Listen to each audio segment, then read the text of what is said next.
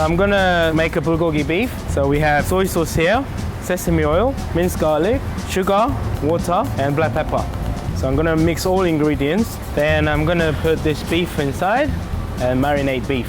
I'm gonna crack 2 eggs, some salt, some corn flour, give a good mix.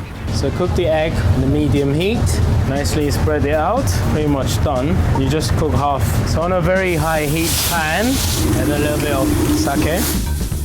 Yeah, first I'm gonna put some cheese on the egg, then I have bulgogi beef and kimchi, not too much. Then chopped mushrooms, gently spread on top. Try some mixed vegetables. Then I have Bulgogi Vietnamese lemon dressing on top. Start rolling, gently. Music, please. Some water and some oil. On corn flour, mix nicely. Then get the egg roll, turn it gradually, make a good color, golden brown. So I'm gonna use Vietnamese style lemon dressing. Put this salad on a plate, one line, cut this egg roll. So I'm gonna finish with this wasabi flavored sesame dressing.